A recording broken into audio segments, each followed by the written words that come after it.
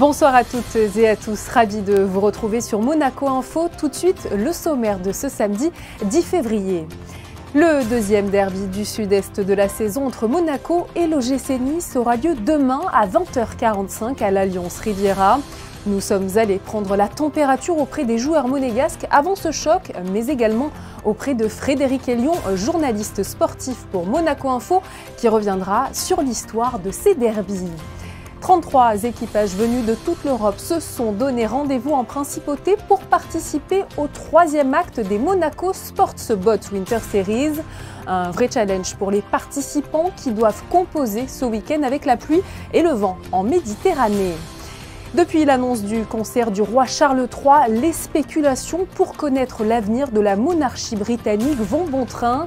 C'est dans ce contexte que nous nous rendrons dans ce journal à Londres pour retrouver notre correspondante Marie Villon. Elle nous dévoilera ce qu'il risque de se passer dans les prochains mois pour la couronne. Et puis nous prendrons la direction cette fois des États-Unis pour découvrir l'émission des diplomates monégasques à l'ONU. Notre journaliste sur place, Alexandra Pani, vous emmènera en immersion dans leur quotidien. Et pour finir, nous irons à la rencontre de l'ancienne mannequin Estelle Lefébure au musée océanographique. Elle est pour la deuxième année consécutive la marraine du concours Océano pour tous qui se veut protecteur des océans. Je vous le disais en titre, ce dimanche 11 février, l'OGC Nice reçoit à l'Alliance Riviera l'AS Monaco pour le compte de la 21e journée de Ligue 1. Un derby qui réserve bien souvent des surprises et qui est toujours très apprécié par les amateurs de football. Revanchard après l'élimination en Coupe de France face à Rouen, Denis Zakaria, le milieu de terrain monégasque, a évoqué devant les médias cette prochaine rencontre ô combien importante. Je vous propose de l'écouter. Tout d'abord, c'est un derby. En derby, ça joue pas, ça joue pour gagner et on va à Nice clairement pour gagner. On a les qualités pour et voilà, c'est aussi une chance pour nous de nous relancer après cette défaite à Rouen.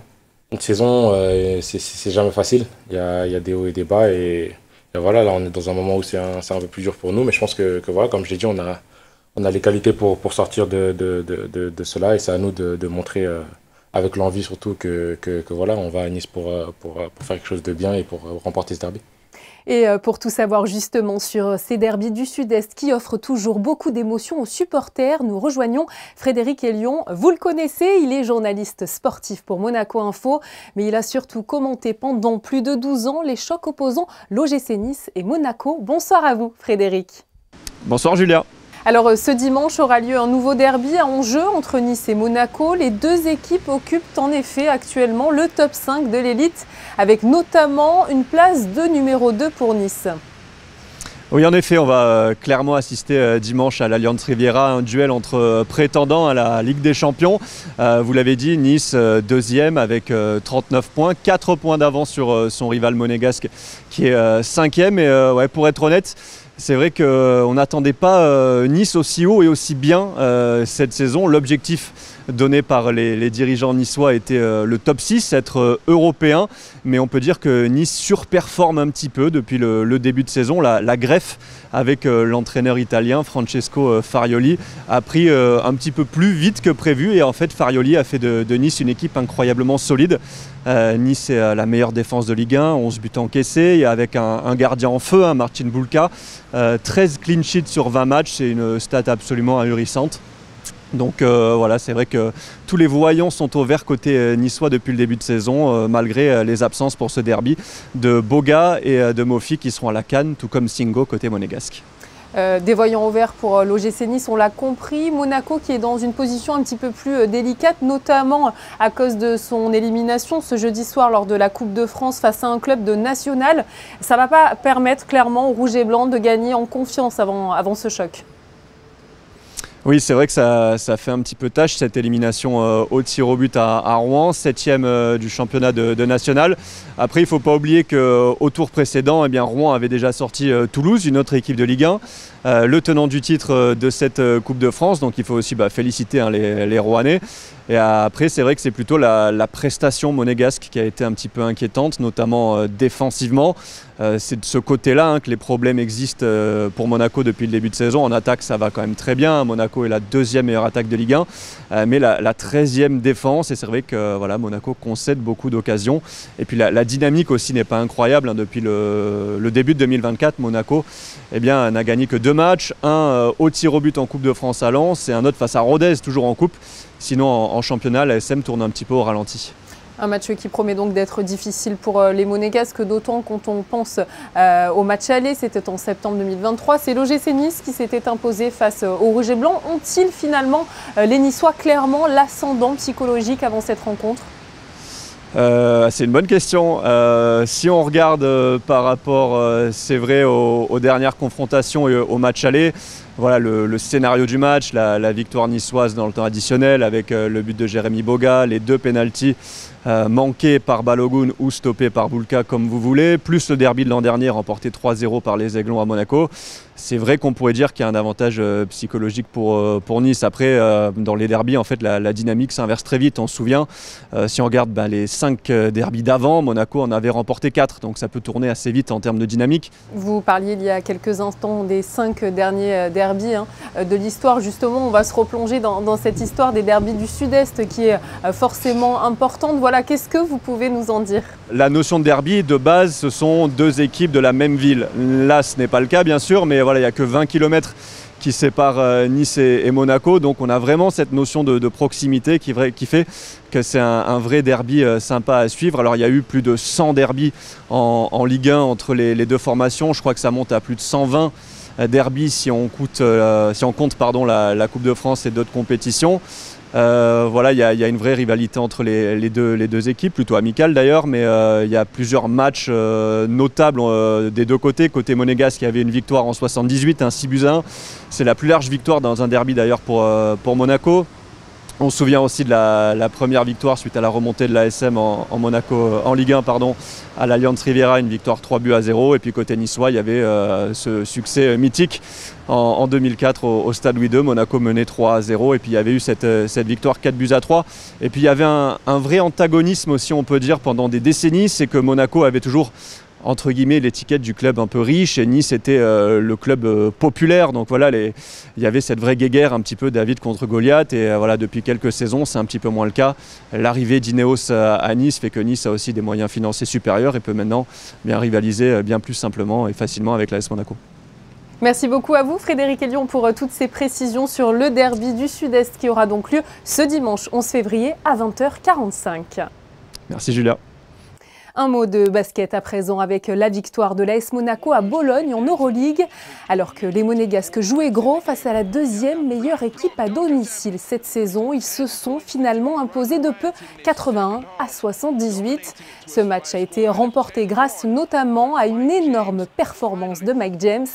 Il a, par des exploits individuels, permis à son équipe de reprendre l'avantage avec à son actif 21 points, 6 rebonds et 2 interceptions. Je vous propose d'ailleurs de l'écouter au micro d'Euroleague TV. I think obviously they're a good team. They're a playoff team for sure. I think it was just one of them games where both teams didn't want to lose, and I think we just pulled out some stops at the end, and just it was the last one to get a stop. Avec cette victoire et avant la trêve d'Euroleague, les hommes de Sacha Obradovic se sont donc plus que jamais replacés comme de sérieux candidats au Final Four de Berlin. À ce sujet, l'Euroleague vient de confirmer que l'AS Monaco aura une place garantie pour la saison prochaine dans la compétition en cas de qualification pour les playoffs. Mais avant ça, le prochain match pour la Roca Team, ça sera en Betclic Elite ce dimanche 11 février à 14h30 à la salle Gaston Médecin. Les Monégasques affronteront Boulogne-le-Valois et vous pourrez retrouver le résumé de la rencontre dans votre édition de demain à 18h30. Les Monaco Sport Boat-Witter Série Act 3 ont débuté hier dans les eaux monégasques, une compétition qui se tient jusqu'à ce dimanche inclus et qui se déroule dans des conditions météorologiques compliquées. Le reportage de Christine Datomel et de Thomas Deus. Il s'agit ici d'un championnat d'hiver qui se déroule en 4 actes au Yacht Club de Monaco et qui se court en J70, un one design de 7 mètres. 33 équipages venant de toute l'Europe participent donc à cette course et tous souhaitent en découdre sur le plan d'eau monégasque. Et même si la concurrence est rude, cette compétition reste un challenge à bien des niveaux.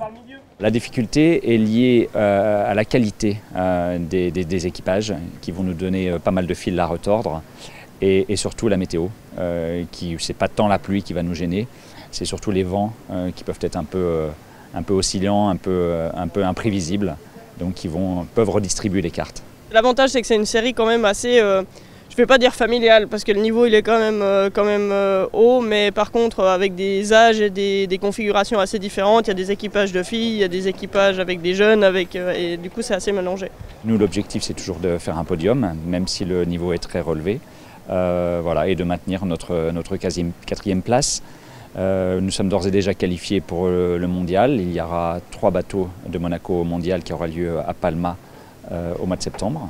Une épreuve que connaît bien l'équipage du RAF 7 qui avait fini sur la 2e marche du podium en 2022 lors des championnats du monde organisés par le Yacht Club de Monaco.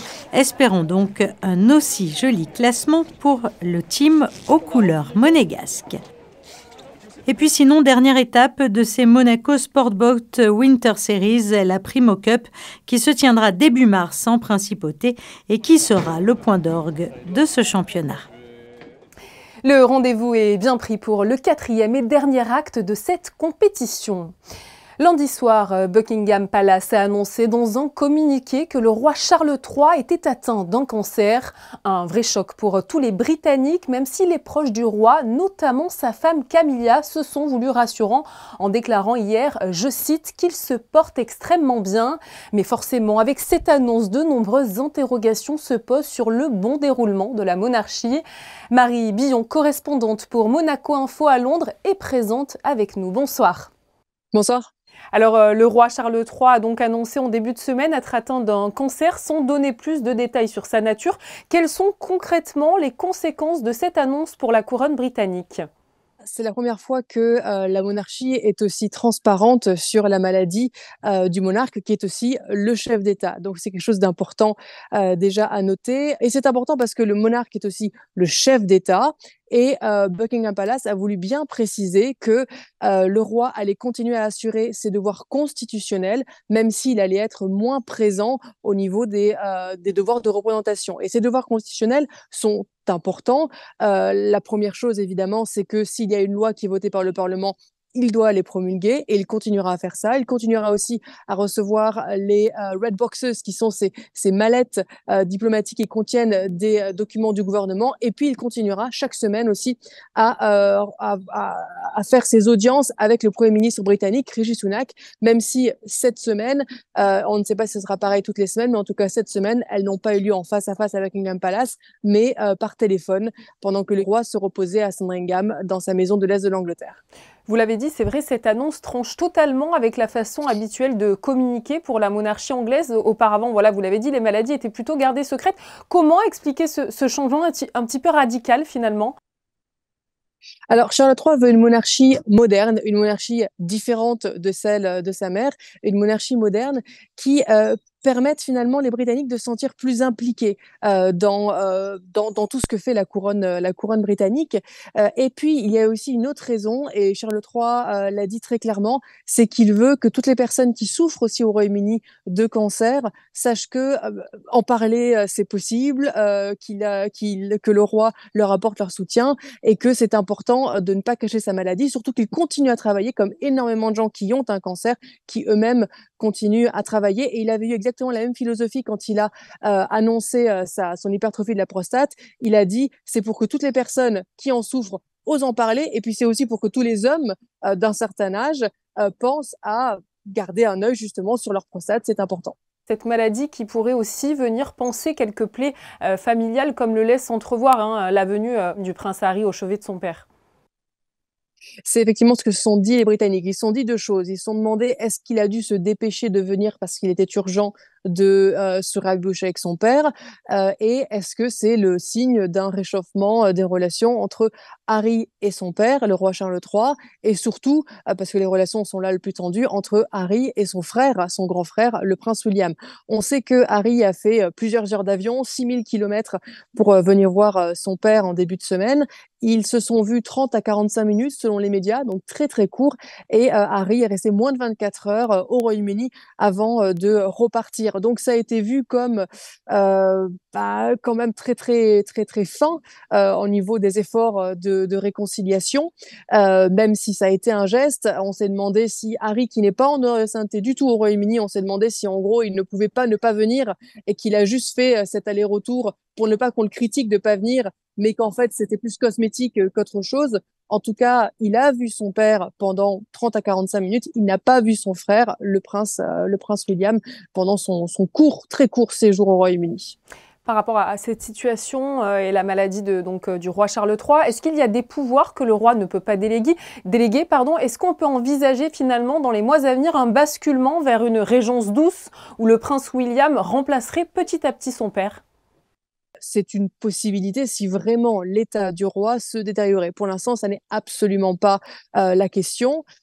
Il a la possibilité de nommer ce qu'on appelle des conseillers d'État. Ce sont les normalement 5, mais en ce moment 7 membres les plus proches de sa famille qui sont là pour finalement prendre la suite de la plupart de ses pouvoirs constitutionnels. Si vraiment il en avait besoin. Mais là, le palais a bien dit, aucun conseiller d'État n'a été nommé, c'est-à-dire que le roi continue à assurer ses devoirs constitutionnels. Mais même si, à un moment donné, il devait nommer un ou plusieurs conseillers d'État, il y a certaines choses que ses remplaçants ne peuvent pas faire. Ils ne peuvent pas, par exemple, dissoudre le Parlement ou nommer un Premier ministre. Mais sinon, effectivement, tout est prévu pour que si un roi est en incapacité de régner, temporairement, il y ait donc ces conseillers d'État qui prennent la relève.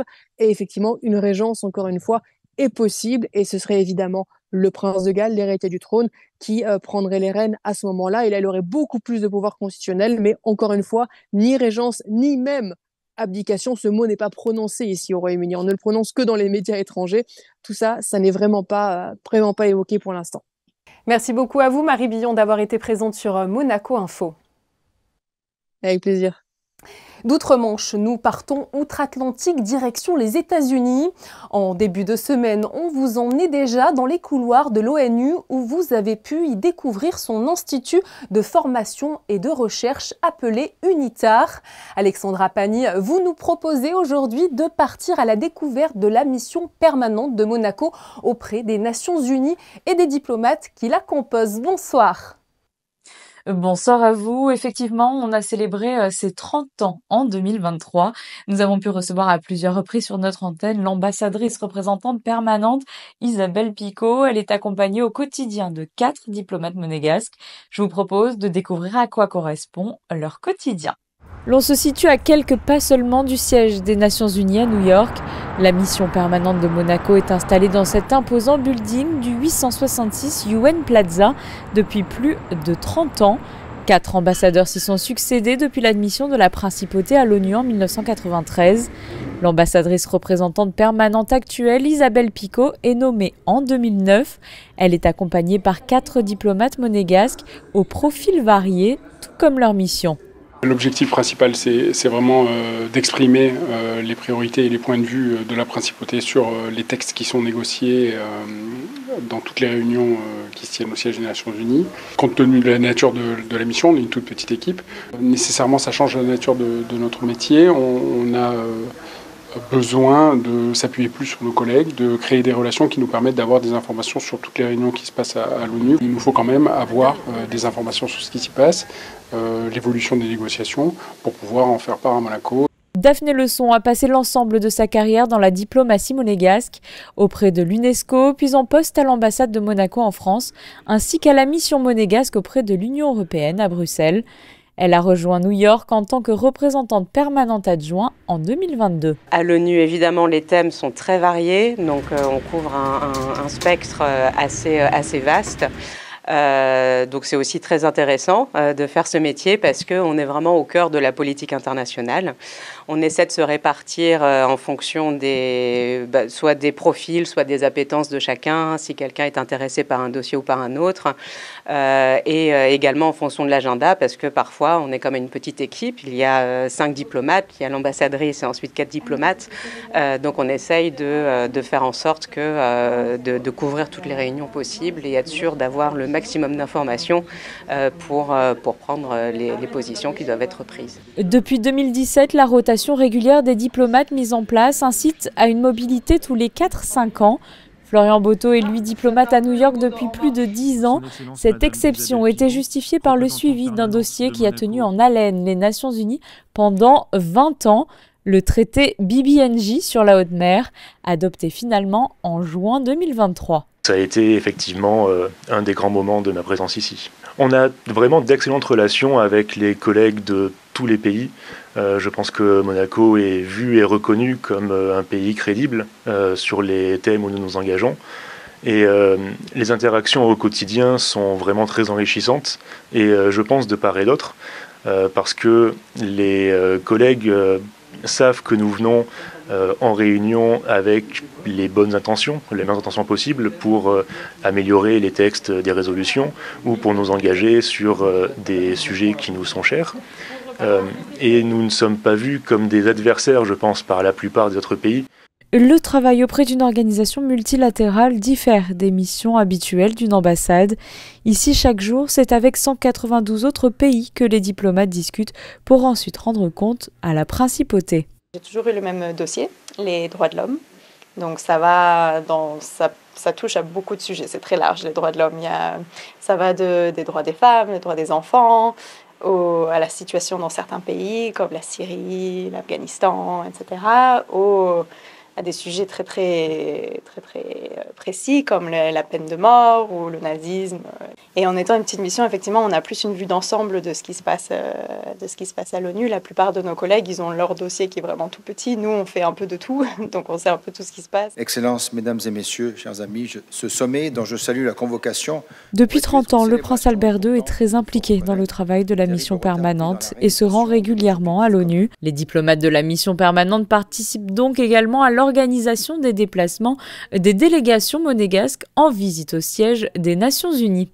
Et si vous voulez découvrir de plus près encore le métier de diplomate, la mission permanente de Monaco accueille régulièrement de jeunes étudiants monégasques en stage. Des stages toujours très enrichissants et la demande peut être adressée directement au département des relations extérieures de la Principauté. Merci beaucoup Alexandra Pagny en tout cas pour toutes ces informations. Le concours Océano pour tous a été organisé hier par le musée océanographique. Pour rappel, ce projet vise à accompagner des élèves dans la découverte du monde marin. Et pour la deuxième année consécutive, c'est l'ancienne mannequin Estelle Lefébure qui était la marraine de l'événement. Elle a pu notamment s'entretenir avec une classe de l'île de la Réunion pour aborder des thématiques telles que le réchauffement climatique ou encore la sauvegarde de la biodiversité. Alban Gingembre, Alexa Vial et Louis Borgia. 10% de la population mondiale serait menacée par la montée des eaux. Une des nombreuses causes du réchauffement climatique, c'est cette thématique qui a animé un échange entre des élèves de l'île de la Réunion et Estelle Lefébure. Est-ce que vous avez déjà observé des choses différentes, soit sur la côte, soit voilà, à voir si vous avez quelques idées déjà de ce que ça fait dans votre île? On trouve que la chaleur a augmenté. Et il y a de plus en plus de cyclones. Ah voilà, ok. Il y a une vraie sensibilisation à apporter auprès des enfants qui sont l'avenir de cette terre, de cette planète. C'est aussi de sensibiliser certains qui n'ont peut-être pas accès à toutes ces informations et qui vont apprendre des choses. Et souvent, on a cet effet de l'élève qui va rentrer à la maison et en parler à ses parents et qui va donc limite éduquer les parents et les sensibiliser à préserver l'océan et la terre, forcément. Plus de 1000 élèves de classe de France, de Monaco, des régions d'outre-mer et de l'océan Indien participent au concours et bénéficient donc d'ateliers avec le musée océanographique. Attention, là on parle d'élevage industriel. Et ça va du changement climatique à la découverte de l'océan par la biodiversité. On traite des thématiques de la surpêche, des tortues marines, les impacts de l'homme aussi sur les écosystèmes côtiers. Voilà, on a 9 thématiques qu'on peut proposer à toutes les classes et qui seront choisies en fonction du projet de la classe, de sa situation géographique. En parallèle, les élèves travaillent sur un projet valorisant la préservation des écosystèmes marins. À terme, 4 prix seront décernés aux projets les plus pertinents. Allez, comme d'habitude, nous terminons ce journal avec un point météo. Justin Hadel, bonsoir. Alors, quel temps fera-t-il pour ce dernier jour de la semaine ? Bonsoir Julia, bonsoir à tous. Après une journée très pluvieuse, demain la principauté cohabitera encore avec des nuages, même si les perturbations devraient disparaître. 10 à 15 degrés sont attendus avec un ressenti pouvant descendre jusqu'à 7 degrés. Un léger vent sera aussi au rendez-vous et le thermomètre de l'eau affichera les 14 degrés comme ces derniers jours. Demain, le soleil se lèvera à 7h33 et se couchera à 17h55. En ce dimanche 11 février, nous fêterons Notre-Dame de Lourdes. Nous vous proposons ce soir des photos signées Frédéric Nébinger. Il s'est rendu au City Trail du Monaco Run Gramaglia qui permet, je vous le rappelle, de découvrir la principauté sur un tracé de 12 km. Je vous informe d'ailleurs que le trail du Montagel prévu aujourd'hui a lui été annulé en raison de la météo. C'est tout pour aujourd'hui. Merci de nous avoir suivis sur Monaco Info. On se retrouve évidemment demain pour un nouveau point complet sur l'actualité. Et justement, juste après ce journal du dimanche à 18h30, vous pourrez retrouver un numéro inédit de 19h dimanche sur le gluten. Belle soirée pour le moment sur notre antenne.